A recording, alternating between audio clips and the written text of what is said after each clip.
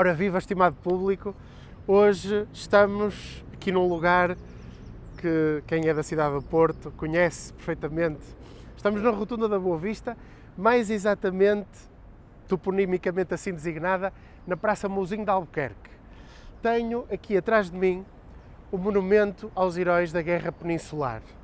Aquele que, segundo o Dr. Hélder Pacheco, um dos mais prestigiados investigadores da história da cidade do Porto, é o mais importante monumento da cidade.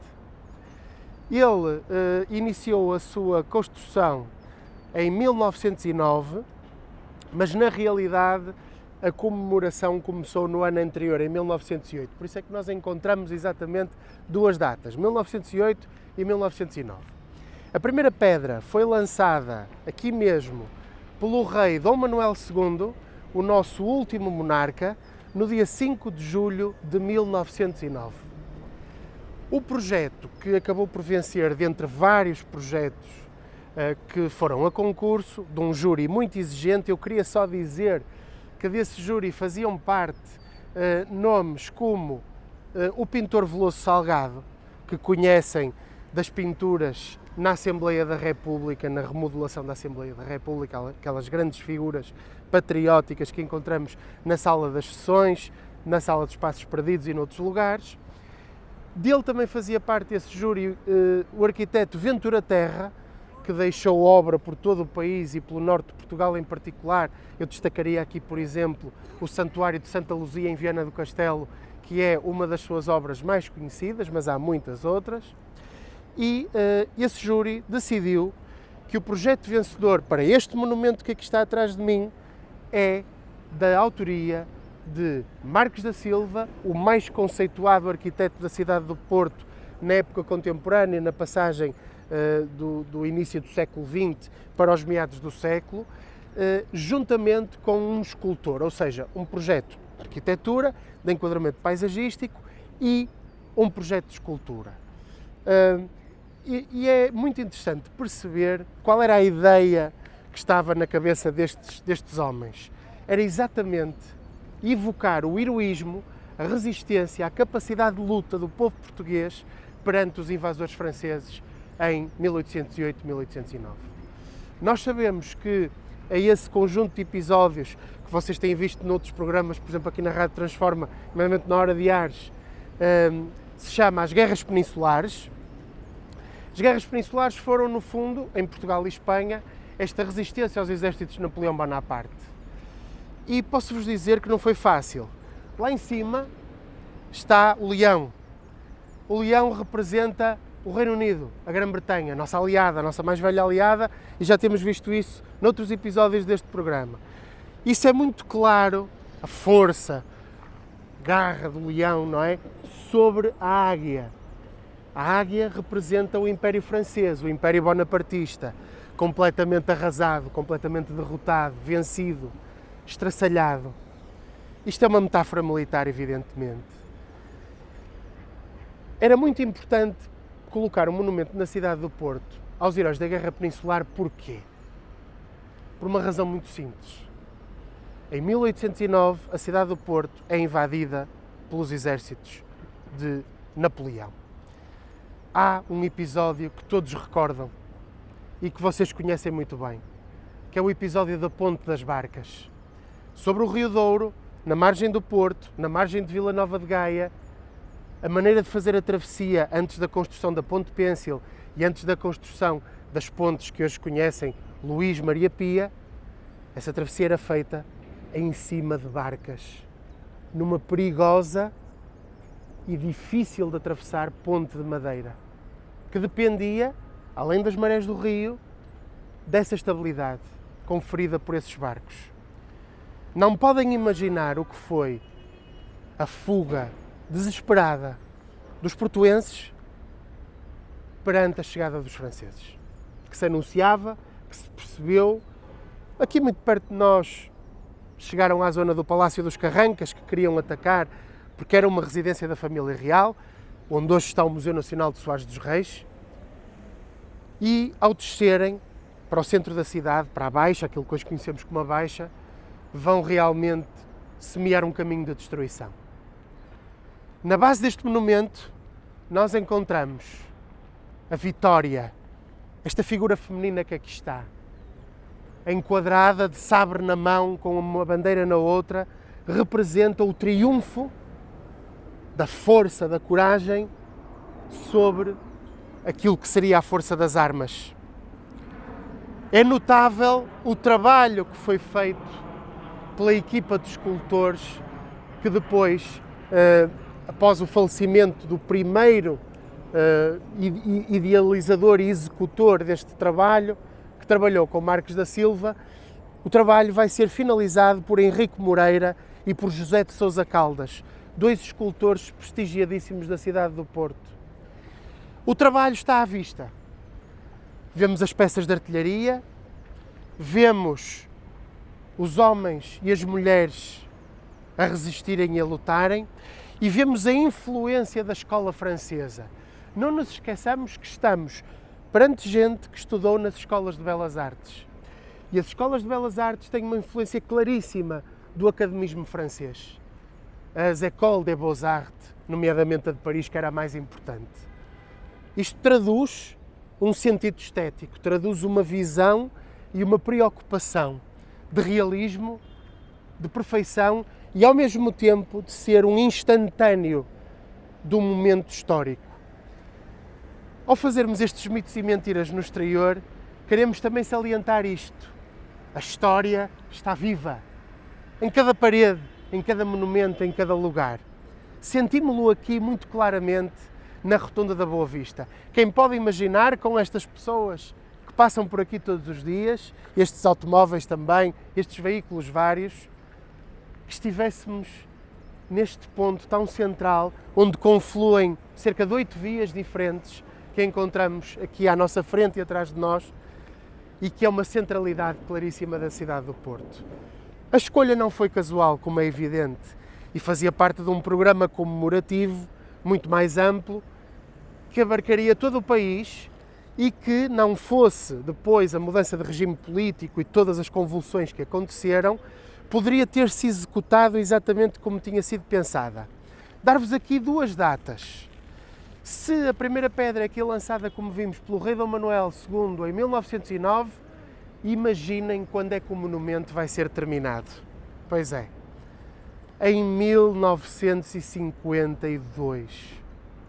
Ou seja, nós temos praticamente 40 anos de trabalhos, quase meio século, em que este monumento, polémico na altura, isto é preciso dizer, demorou a ser edificado. Porquê? Dificuldades várias. Por exemplo, o orçamento inicial de 40 mil contos de reis foi largamente ultrapassado e há depois outras dificuldades, como sejam, por exemplo, a contestação desta enorme coluna de 45 metros de altura que vemos aqui atrás de nós e que foi vista como um desafio à cidade. Nem toda a gente gostava do enquadramento que este monumento tinha. Uns achavam piroso, outros achavam que não tinha, enfim, a força.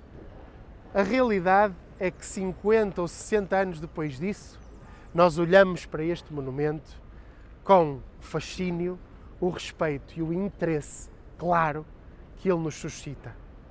A coluna, sabemos todos nós, é um símbolo de força, de estabilidade, de projeção. Não há edifícios sólidos que não tenham colunas, que apoiem janelas, que apoiem arquitraves, que apoiem estruturas. O professor Dr. António Cardoso, que recentemente nos deixou, grande historiador de arte da Faculdade de Letras da Universidade do Porto, estudou a obra de Marques da Silva. Marques da Silva, como nós sabemos, é um arquiteto paisagista da maior importância na cidade do Porto. E ele teve a preocupação de, ao colocar o monumento neste lugar, que foi escolhido pela Comissão Comemorativa, é preciso dizer, a cargo do rei, ele sabia muito bem o que estava a fazer. Estava a colocar o monumento num lugar onde seria visto de qualquer um dos lados, pelo qual fosse contemplado. E realmente, ainda hoje, qualquer que seja o prisma no qual nos coloquemos, temos como centralidade este lugar. Deixem-me contar-vos uma pequena história. Sabem que eu gosto de histórias. Em 2009, quando se comemorou o bicentenário das Guerras Peninsulares, tive a felicidade de estar aqui neste lugar, porque a área metropolitana do Porto fez uma sessão comemorativa e uma reconstituição histórica, onde participaram o vosso bem conhecido professor Sérgio Veludo Coelho, meu colega, e na altura também o comissário destas comemorações, nomeado pela área metropolitana do Porto, Dr. José Augusto Maia Marques. E aqui se evocou exatamente este combate, esta dificuldade e também o heroísmo e a resistência de que os portuenses deram e dão provas ao longo de todos estes séculos. O que é que importa para o presente e para o futuro, para os jovens que nos estão a ver, para as crianças, para os menos jovens e para os mais sábios também? Importa nunca esquecer isto. A liberdade nunca está conquistada. É preciso lutar por ela constantemente. É preciso defendê-la, é preciso ter a ousadia de dar um passo em frente para não nos esquecermos que ela é um bem precioso, mas frágil, e que está sempre sujeito, ao longo do decurso da história, a tentativas, a derivas que muitas vezes têm como objetivo pô-la em causa. Essa reflexão, esse presente e esse futuro que este monumento tem, leva-nos nesse caminho, também noutras pistas muito interessantes e que nós procuramos também deixar neste programa especial.